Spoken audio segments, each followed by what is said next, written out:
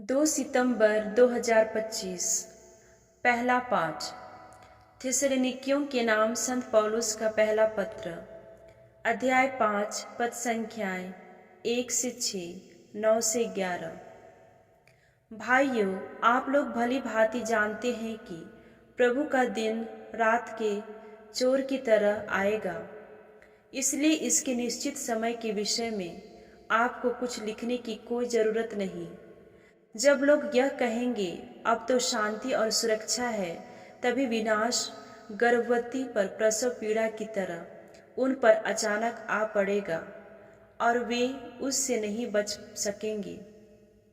भाइयों, आप तो अंधकार में नहीं हैं, जो वह दिन आप पर चोर की भांति अचानक आ पड़े। आप सब ज्योति के संतान हैं, दिन की संतान हैं। हम रात या अंधकार के नहीं। इसलिए हम दूसरों की तरह न सोए, बल्कि जागते हुए सतर्क रहें। ईश्वर यह नहीं चाहता कि हम उसके कोपभाजन बने, बल्कि अपने प्रभु यीशु मसीह के द्वारा मुक्ति प्राप्त करें। मसीह हमारे लिए मर गए, जिससे हम चाहे जीवित हो या मर गए हों, उनसे संयुक्त होकर जीवन बिताएं। इसलिए आपको एक दूसरे को प्रोत्साहन और सहायता देनी चाहिए, जैसा कि आप कर रहे हैं। प्रभु की वाणी। संत लूकस के अनुसार पवित्र सुसमाचार, अध्याय 4, पद संख्याएं 31 से 37।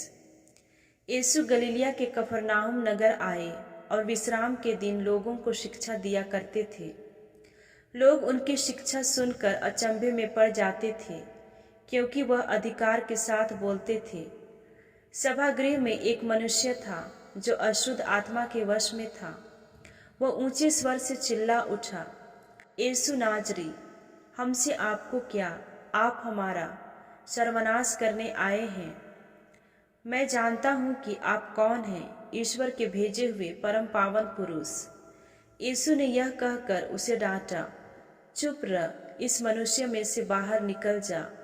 अब दूत ने सबके देखते देखते उस मनुष्य को भूमि पर पटक दिया और उसकी कोई हानि किए बिना वह उसमें से निकल गया। सब विस्मित हो गए और आपस में कहने लगे, यह क्या बात है? वह अधिकार तथा सामर्थ्य के साथ अशुद्ध आत्माओं को आदेश देते हैं और वे निकल जाते हैं। इसके बाद यीशु की चर्चा उस प्रदेश के कोने कोने में फैल गई। प्रभु का पवित्र सुसमाचार। मनन चिंतन। आज के सुसमाचार में एक अशुद्ध आत्मा उस व्यक्ति के अंदर से यीशु को चिल्लाती है, क्या तुम हमें नष्ट करने आए हो? उस प्रश्न का उत्तर हाँ। यीशु उन सभी ताकतों और शक्तियों को नष्ट करने आए हैं जिन्होंने लोगों को गुलाम बनाया है और उन्हें ईश्वर की इच्छा अनुसार पूर्ण मनुष्य बनने से रोकती है।